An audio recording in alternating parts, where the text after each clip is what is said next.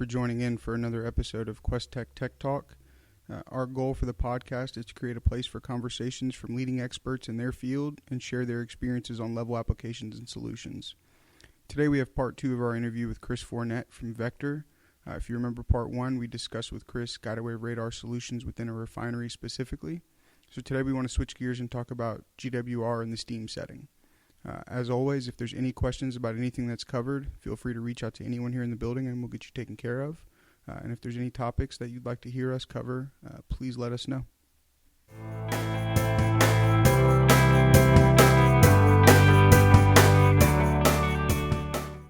Good morning, and thank you for joining us again for another Questtec Tech Talk. We've got Chris Fournet back with us again. Thank you for joining us, Chris. Hey, thank you for having me. We are post-apocalyptic freeze here in Houston, so we had to cancel our appointment for last week, so we're in here finishing it up. We've also got Owais Arshad with us again this morning. Hello, everyone. Okay, so Chris, the last time we had you in, we were talking about guided wave radar specific to refineries. We want to switch gears a little bit this time and talk about GWR specific to power plants or steam applications in general. Who within a power plant, and we know we have steam in more than just power plants, universities, hospitals, refineries, but it seems to be that, we walk into a power plant, we know what we're coming up against. Who within the power plant are you guys usually dealing with when it comes to GWR?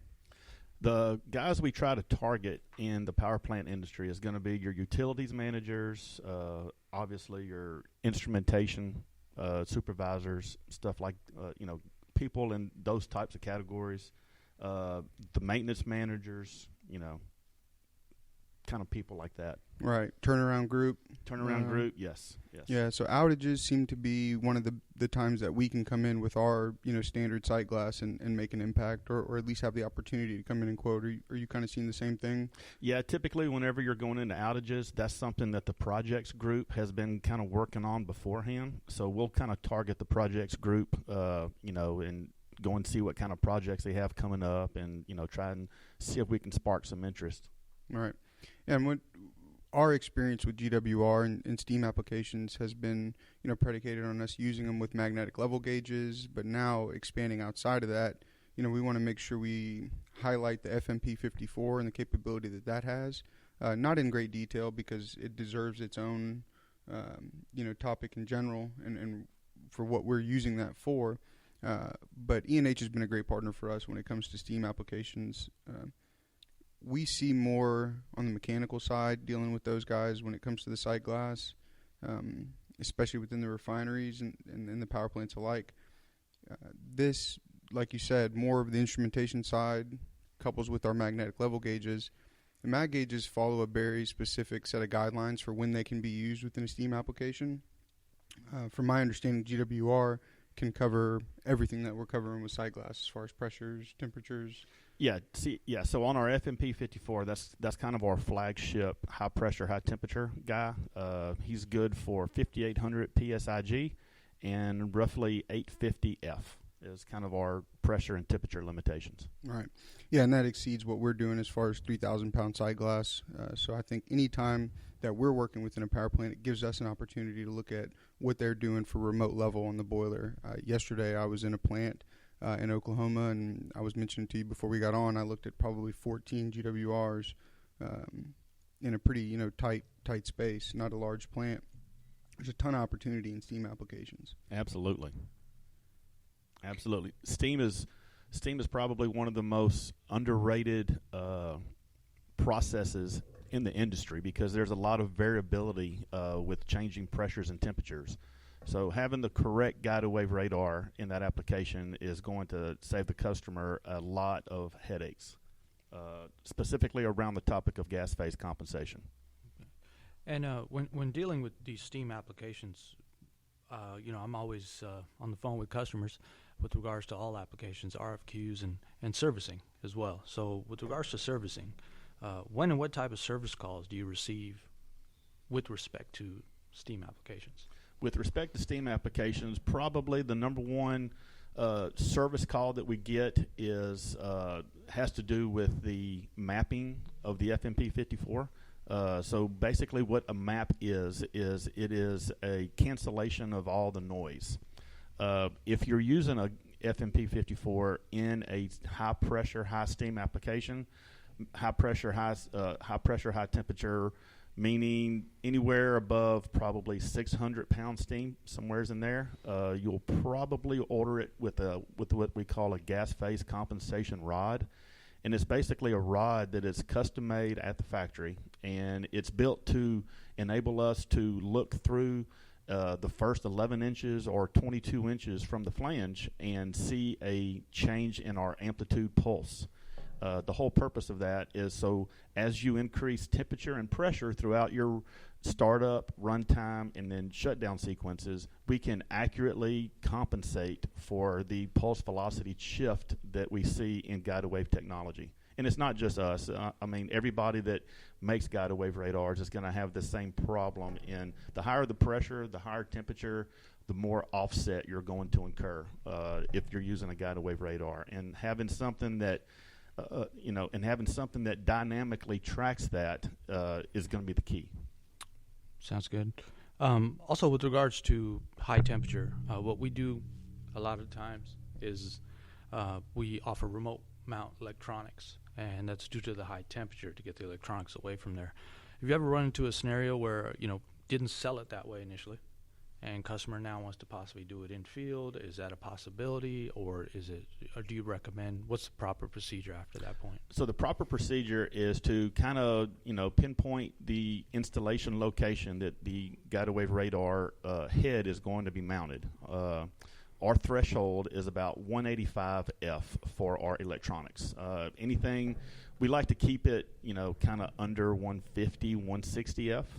And, if you start having ambient temperature conditions that are above 150 to 160, then we recommend getting a remote electronics housing. And basically what that does is that takes the installation point for the guided wave radar and it moves the electronics up to like 30 feet away. That's what we would recommend for that. So the times that we like to sell the remote transmitters is in high ambient temperature conditions is kind of when we like to do that. If it's a non-high ambient temperature application, then we have an option to get a remote indicator.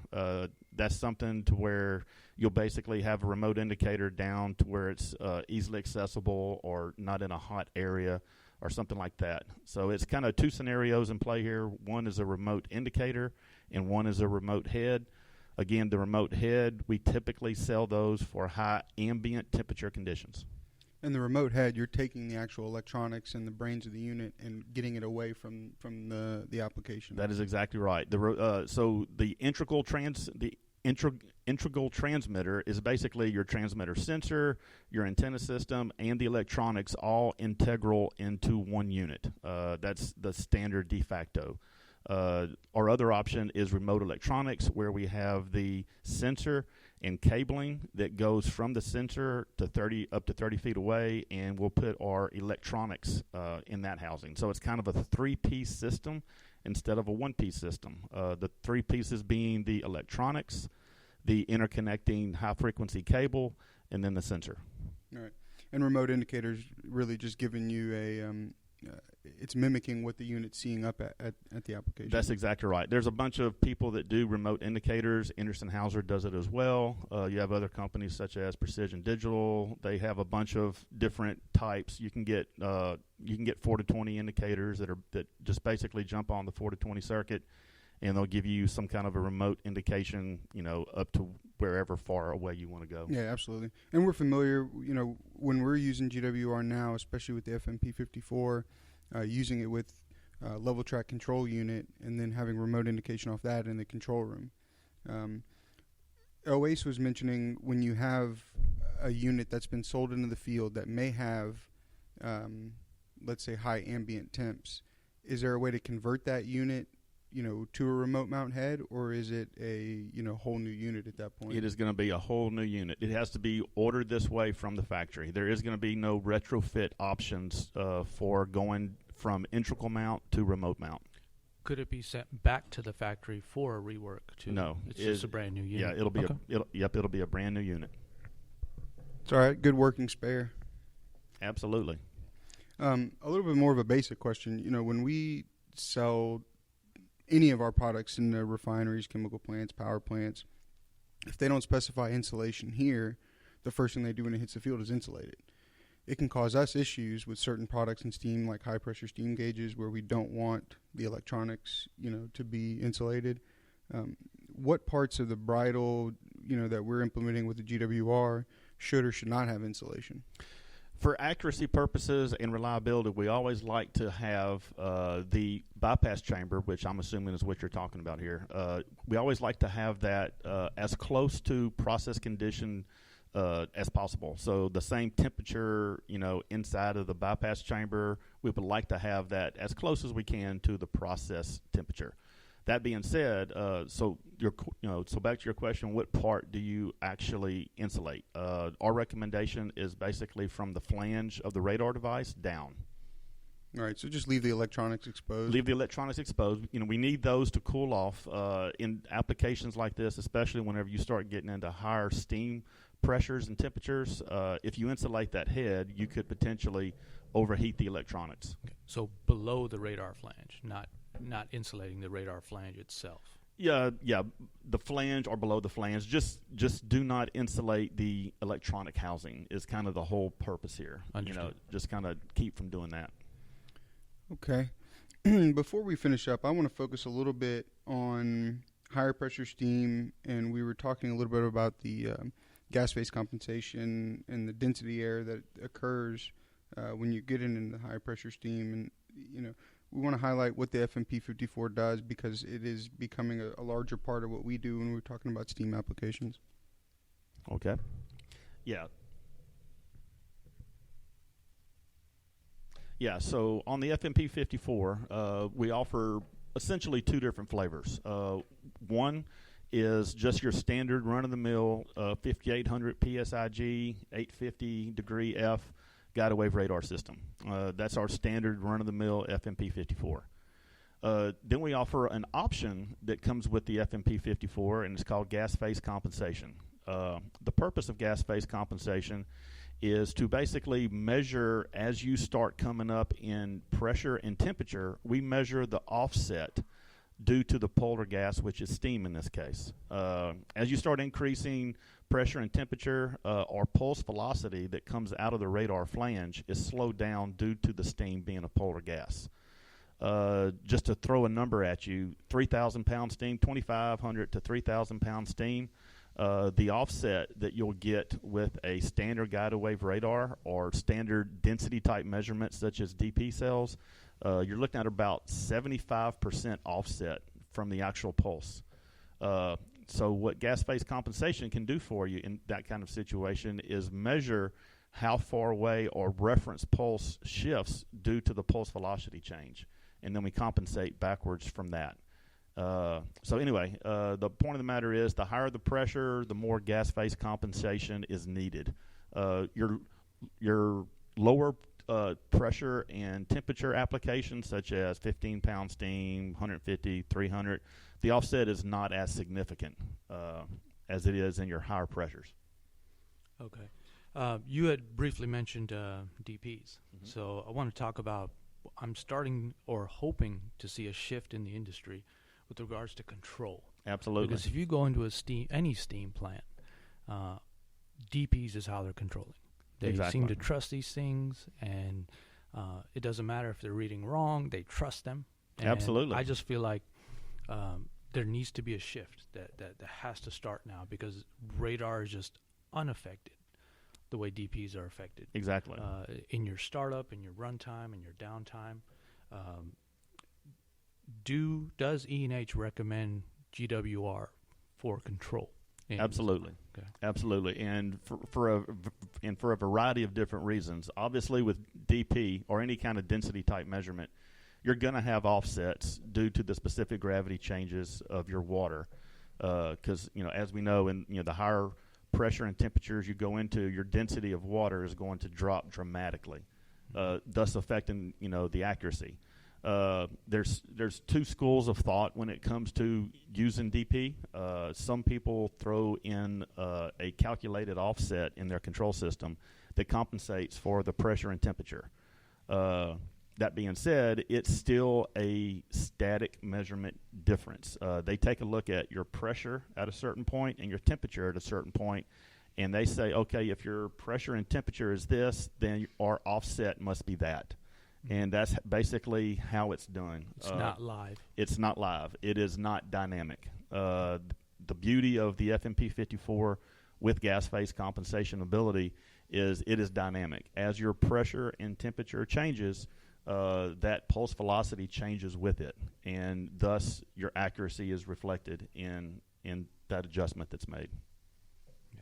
I think that's highly valuable. Absolutely. And, I really can't wait to see this shift happen in this industry. Yeah, we're starting to convert a lot more people from differential pressure to guided wave. There's more and more people. Guided wave has been around, as you know, for several years. People are accustomed to it. People know how it works. They know how to calibrate it. So there's a very big comfort factor that customers have with using DP. So it's basically, trying to change the mindset of those people into, hey, there's something better out there. Here's how it works.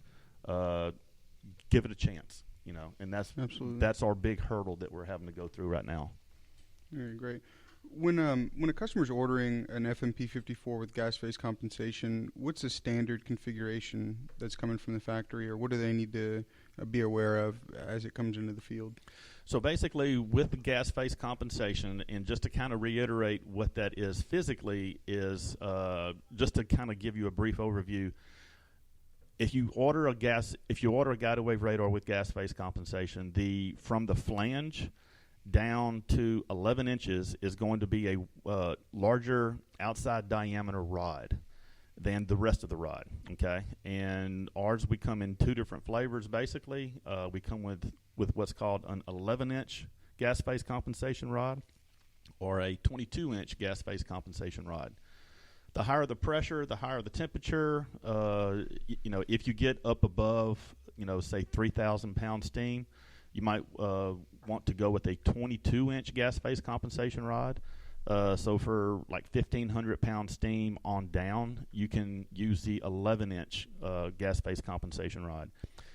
Basically what that means is that is a part of the rod that is not going to be measuring process, and that's key here. And the reason that's key is because if you're putting this in a bypass chamber, you need to construct your bypass chamber accordingly.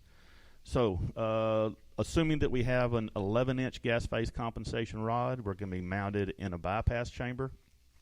The guided wave radar needs to watch that gas phase compensation reference change in signal move throughout its process conditions. Okay, so in other words, if I have 11 inches, I need to give it 4 or 5 inches to move in the signal path. Therefore, so kind of as a rule of thumb, from the radar flange down to the top process connection, which is normally going to be your 100% mark, we like to see at least 15 inches there.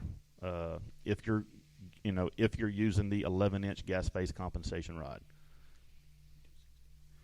Yeah, and I think we do 16 on those as a standard. That's even better. Yeah. That's even better. On the FMP54, when it comes to the bypass chamber, not only with the dead space, what does E&H like to see as far as chamber size? So chamber size is, there's a bunch of things in play here. We can do 2-inch, we can do 3-inch. Some people have already on their vessel certain size valves.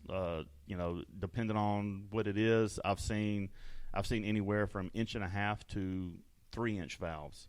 So, obviously, depending on what size valve we're trying to make to, that might dictate what size chamber we're going to. But we inherently, it all depends on what type of antenna system we're using here. Antenna system meaning, are we going with a standard rod, or are we going with a cable and weight, or are we going with coax? If we're going to be going with a coax application here, coax, you can basically put this thing in any size chamber that you want, really, because the coax acts as its own little stilling well. Yeah, and I think we buy pretty much coax all the time. Yeah, so if you're going to be installing a coax, For steam. yeah, and it's steam is a pretty clean service, so you can get away with coax. What a coax is going to do for you is it's going to amplify your signal. So all of our signal changes due to the gas phase compensation rod, and our signal changes due to the process conditions, the temperature and pressure going up and down, we'll be able to track those echoes much easier in a coax, because a coax basically takes our 16-inch field of view and condenses it down to 1.25 inches. So it's basically a big amplifier at that point. And to save on money, to save on weight, stuff of that nature, if you're using coax, you can pretty much get away with any size chamber that the coax will fit into. Awesome. Okay. Well, in summary for us, I think the main thing is when we're walking into a steam application, we know where we stand from a sight glass perspective. Boiler code dictates what they have to have. The remote level indicator portion of boiler code, and for what we see in the field, Owais was mentioning it, we're trying to help facilitate the shift into using GWRs because of what it can do for our product as well. We appreciate you coming again, especially after everything that's been going on here in Houston, giving us a little bit of time. No problem. Thanks for having me again. Just like last time, if we're talking steam specifically, if someone's driving down 225 and they see a billboard, what would you want it to say about ENH for steam? With regards to steam, I would like the billboard to say your total level stop shop. Absolutely. No, I think that plays well into what we do is here also. So thanks again, Chris. We look forward to maybe doing this again down the line. All right, guys. Thanks for having me again. All right. Thanks again, Owais.